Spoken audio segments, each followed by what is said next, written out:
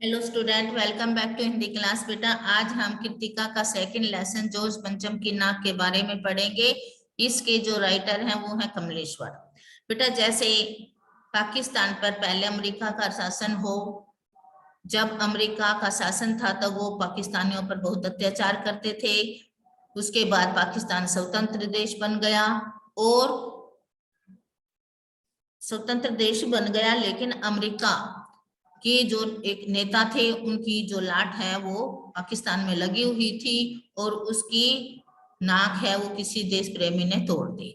और अब वहां का प्रधानमंत्री है वो आने वाला है पाकिस्तान में। तो जो सरकारी तंत्र है वो मतलब मूर्ति के नाक लगाने के लिए बहुत परेशान हो रहे हैं और बहुत ज्यादा उन्होंने पैसे खर्च कर दिए हैं। और वो अपने देश की जो जनता है उसकी इज्जत न करके जो देश के जो जिन मतलब जो देश के नेता हैं मतलब अमेरिका के, उनकी जो लाट है उसकी नाक बचाने के लिए लगे हुए हैं, न कि अपने देश के जो व्यक्ति हैं उनकी इज्जत बचाने में। ठीक है, तो ये बेटा आप बताओ कि इसी प्रकार का जो ये लेसन है ये जॉर्ज पंचम की नाक है। इसमें जैसे हमारे देश पर पहले जैसे नहीं कि था ही हमारे देश पर किसका शासन था, अंग्रेजों का शासन था और वो भारतीयों को बहुत ज्यादा परेशान करते थे, गुलाम बनाकर रखते थे। लेकिन अब हमारा देश है वो स्वतंत्र हो गया है और जो वहां की इंग्लैंड की रानी है वो यहाँ पर भारत पधारने वाली है। और जो जॉर्ज पंचम है उनकी जो लाट है उसकी नाक है वो किसी देश प्रेमी ने हटा दी। और जो हमारे देश के अधिकारी हैं सरकारी तंत्र की, उसके बारे में बताया गया है कि सरकारी तंत्र है वो कैसा है, वो उसकी नाक बचाने में लगे हुए हैं और अपने देश के जो जनता है उसकी नाक की उनको कोई चिंता नहीं है। ठीक है, नाक को मान व सम्मान का प्रतीक माना जाता है। तो इसमें सरकारी तंत्र की क्रूरता के बारे में बताया गया है। तो इस पाठ में हम पढ़ेंगे, ध्यान से सुने। ठीक है बेटा, आपने भी कभी सुना होगा। यस साक्षी, आपने भी सुना है बेटा ऐसे कभी इसके बारे में? Yes ma'am, okay, very good, आपके दादाजी बताते थे। हाँ बेटा, इसी प्रकार की हमारी ये कहानी है, इसके बारे में अब हम पढ़ेंगे, इसका पसार पढ़ेंगे, इसके बाद इसके क्वेश्चन आंसर करेंगे। जॉर्ज पंचम की नाक कमलेश्वर की एक व्यंग्य रचना है। इसमें लेखक ने सरकारी कार्य पद्धति पर टिप्पणी की है। एक बार इंग्लैंड की रानी एलिजाबेथ द्वितीय अपने पति के साथ पाकिस्तान, नेपाल और भारत के दौरे पर आने वाली थी। इंग्लैंड के अखबारों में रानी के दौरे के बारे में चर्चा हो रही थी। इन अखबारों में रानी के नौकरों, बावर्चियों, अंगरक्षकों से संबंधित छपी विस्तृत जानकारियां होती थी। ये खबरें दिल्ली तक भी पहुंचती हैं। दिल्ली में रानी के स्वागत की तैयारियां शुरू हो गई हैं। अब इंग्लैंड की रानी है वो भारत आ रही है और उसकी दिल्ली में क्या की जा रही है, तैयारियां की जाती हैं, क्योंकि दिल्ली हमारे देश की राजधानी है। कोई भी जो भी नेता आता है वो कहाँ पर आता है, दिल्ली में आता है। नई दिल्ली की काया पलट होने लगा था। नई सड़कें बनने लगी, पुरानी सुधारने लगी, इमारतों को सजाया संवारा जाने लगा। नाक ऊंची रखने के लिए सभी तैयारियां जोर शोर पर थी कि कड़ी सुरक्षा के बाद भी इंडिया गेट के सामने लगी जॉर्ज पंचम की मूर्ति की नाक गायब हो गई। उसकी नाक गायब हो गई थी, मैंने बताया था तुम्हारे को। इंग्लैंड की रानी आई और उनके ही देश से जुड़े एक राजा की मूर्ति से नाक गायब हो जाना क्या हो गया था, नाक गायब हो जाना दिल्ली की सरकार के लिए बहुत बड़ी परेशानी साबित हो रही थी। किसके लिए? सरकार के लिए। देश के जिम्मेदार लोगों की एक मीटिंग बुलाई गई। इस मीटिंग में इस बात पर सहमति बनी कि अगर यह नाक नहीं है तो हमारी भी नाक नहीं रह जाएगी। कौन आपस में बात कर रहे थे? दिल्ली जो सरकार के जो सरकारी महकमे के आदमी थे। मूर्ति पर नाक लगाने का निश्चय किया गया। एक मूर्तिकार लाकर उसे जॉर्ज पंचम की नाक लगाने के लिए कहा गया। मूर्तिकार ने कहा कि नाक लग जाएगी, मगर मुझे यह मालूम होना चाहिए कि यह लाट कब और कहाँ बनी थी। मतलब ये जो जॉर्ज पंचम की लाट है ये कब बनी थी, कहाँ बनी थी। इस लाट के लिए पत्थर कहाँ से लाया गया था। एक कलरक को इस बात की छानबीन करने का जिम्मा सौंपा गया। पुरातत्व विभाग की पुरानी फाइलें खंगाली गई। जो पहले जिस टाइम में ये बनी थी मूर्ति, उनकी फाइलें खंगाली गई, मतलब देखी गई सभी। कहीं कुछ नहीं मिला, मूर्तिकार को फिर बुलाया गया। उसने कमेटी के सदस्यों को आश्वस्त किया कि वह हिंदुस्तान के किसी न किसी कोने से इस तरह का पत्थर जरूर ढूंढ लाएगा। ठीक है, कमेटी के सदस्यों को आश्वस्त किया गया कि वह हिंदुस्तान के किसी न किसी कोने में से वह पत्थर ढूंढ लाएगा, मूर्तिकार बोला। मूर्तिकार पत्थर ढूंढने निकला और कुछ दिन बाद वापस आकर पत्थर न मिलने के बारे में बताया। कमेटी के सभापति गुस्से से भर गए। एक बार फिर उस मूर्तिकार ने अखबार में खबर न आने की शर्त पर एक उपाय सुझाया कि देश में अपने नेताओं की मूर्तियां भी हैं, अगर इजाजत हो आप लोग ठीक समझे तो मेरा मतलब है तो जिसकी नाक इस लाट पर ठीक बैठे उसे उतार लाया जाए। किसने कहा? ये मूर्तिकार ने कहा। ठीक है, कमेटी के जो सदस्य थे उनसे कहा कि जो बाकी जो लाट लगी हुई है ना, जैसे अपने देश के नेताओं की, उनकी लाट की नाक उतार के लगा दी जाए। कमेटी ने सावधानी से इस काम को करने की अनुमति दे दिया। हाँ ठीक है, उतार दो। ये नहीं सोचा कि हमारे देश के जो नेता हैं उनकी नाक उतार ली गई तो उनकी नाक कट जाएगी।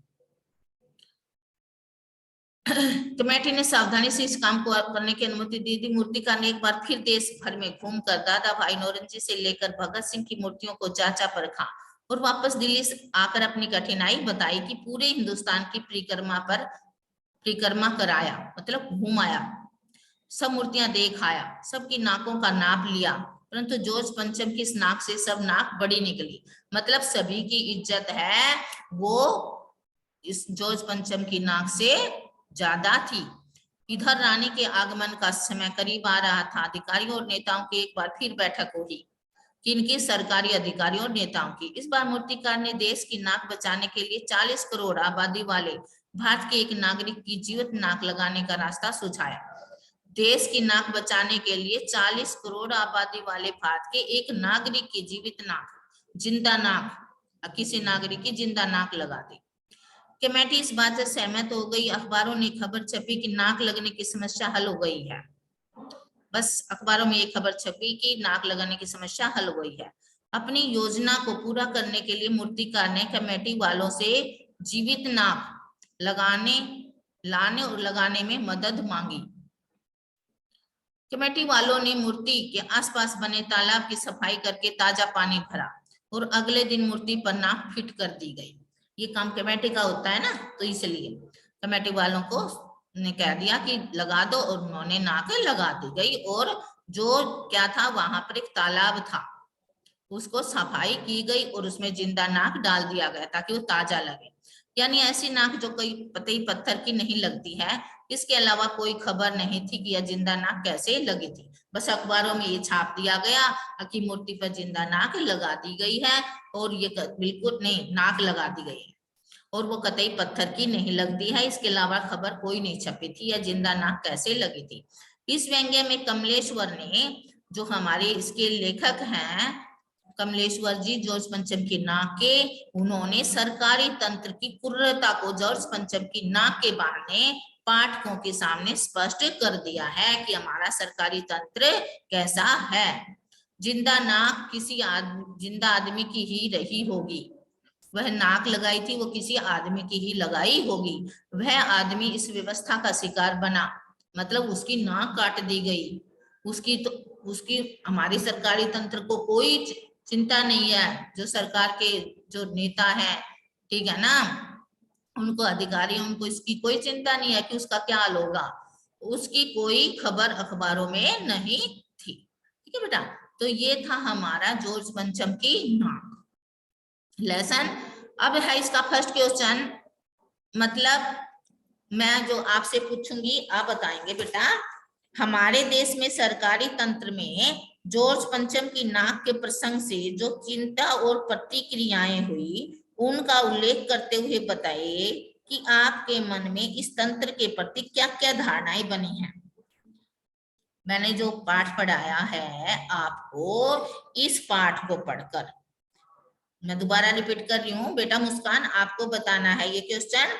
हमारे देश में सरकारी तंत्र में जॉर्ज पंचम की नाक के प्रसंग में जो चिंता और प्रतिक्रियाएं हुई उनका उल्लेख करते हुए बताइए कि आपके मन में इस तंत्र के प्रति, मतलब इस सरकारी तंत्र के प्रति क्या क्या धारणाएं बनी है, मतलब आपको कैसा लगा कि ये जो सरकारी तंत्र है मतलब इसके अधिकारी हैं वो कैसे हैं, उनकी क्या धारणाएं हैं, आपकी धारणाएं क्या है इसके बारे में वो बताएं।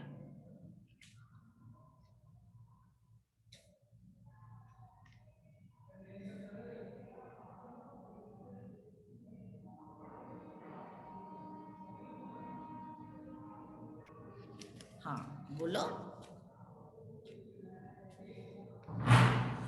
इस काम में सरकारी तंत्र ने पैसा पानी की तरह बहाया। इससे सरकारी तंत्र के विषय में हमारी ये धारणा बनती है कि वह देश के लोगों की गाढ़ी कमाई को अपने हितों की रक्षा के लिए खर्च करने में तनिक भी संकोच नहीं करता। वेरी गुड, सही जवाब दिया आपने। इस काम में सरकारी तंत्र ने पैसा पानी की तरह बहाया। इससे सरकारी तंत्र के विषय में हमारी यह धारणा बनती है कि वह देश के लोगों की गाढ़ी कमाई को अपने हितों की रक्षा के लिए खर्च करने में तनिक भी संकोच नहीं करता। वेरी गुड, यस बेटा। आप बताओ, अब कोमल इससे आगे बताओ, इसी क्वेश्चन का आंसर दो। जॉर्ज पंचम की नाक के प्रसंग में जो चिंता और प्रतिक्रिया है उसका उल्लेख करते हुए बताइए कि आपके मन में इस तंत्र के प्रति क्या क्या धारणाएं बनी हैं। मुस्कान ने ये बताया, आप बताओ आप।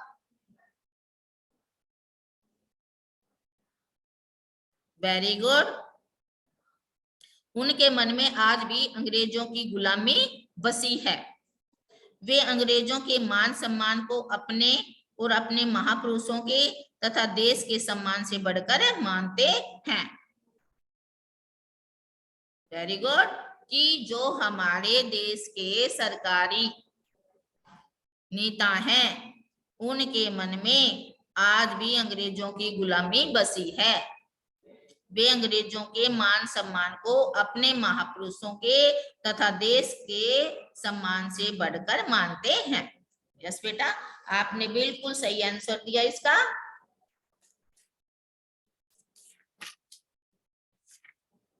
Very good. चलो एक क्वेश्चन और बताओ करीना। जॉर्ज पंचम की लाट की नाक को पुनः लगाने के लिए मतलब दोबारा लगाने के लिए मूर्तिकार ने क्या क्या यत्न किए? क्या आपकी दृष्टि से उसके प्रयास उचित थे? यदि आप होते तो क्या करते?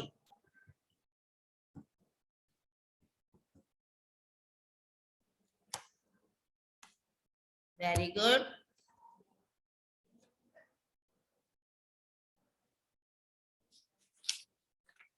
हाँ बेटा बोलो। Very good. हमारी दृष्टि से मूर्तिकार के ये प्रयास बिल्कुल भी उचित नहीं थे। आपने बिल्कुल सही जवाब दिया। हमारी दृष्टि से मूर्तिकार के ये प्रयास बिल्कुल भी उचित नहीं थे क्योंकि ये देश विरोधी, अनैतिक और अमानवीय हैं। कौन? अंग्रेजों के बारे में कह रहे हैं। यदि मैं उसकी जगह होता तो ऐसे प्रयास बिल्कुल भी नहीं करता। मुझे पता है कि अंग्रेजों ने हमारे देश को सैकड़ों वर्षों तक गुलाम बनाए रखा और भारतीयों पर अमानवीय अत्याचार किए, मतलब ऐसे पशुओं पर अत्याचार किए करते हैं वैसे किए। Very good. यस बेटा। सलोनी आप बताओ, इसी का आंसर आगे दो।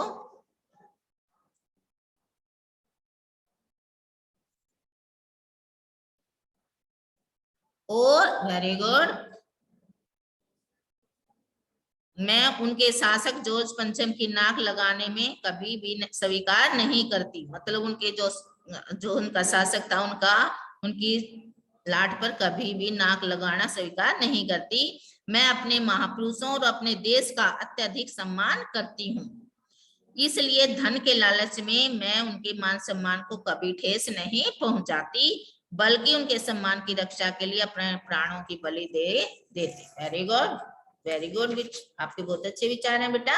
बेटा आपके ये लेसन समझ में आ गया?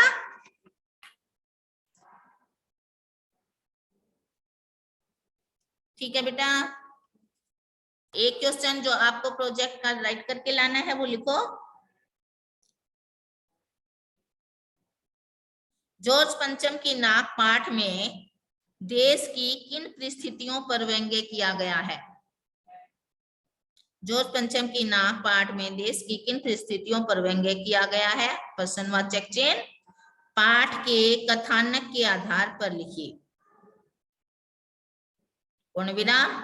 इस पाठ को पढ़कर आपको क्या प्रेरणा मिलती है? इस पाठ को पढ़कर आपको क्या प्रेरणा मिलती है?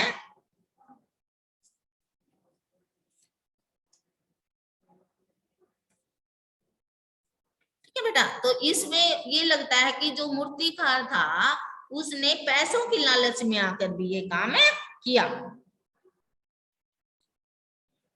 और जॉर्ज पंचम की लाट को टूटी नाक लगाने के लिए मूर्तिकार को उस पत्थर की आवश्यकता थी, जो उसको पता था कि ये नहीं मिलेगी, ये विदेश की लाट है, ठीक है ना, विदेशों की है, तो विदेश से ही आके पत्थर आया होगा, उसी से बनी होगी, फिर भी उसको बार बार कोशिश करता रहा। ठीक है ना, तो बेटा इस प्रकार हमने ये इस लेसन में पढ़ा, आपको समझ में आ गया होगा। और अखबारों में बेटा ये बात क्यों नहीं छपी थी? क्यों नहीं छपी थी? क्योंकि पता है अखबारों में उनकी चर्चा नहीं हो रही थी। रोज लंदन के अखबारों में खबरें आ रही थी कि शाही दौरे के लिए, मतलब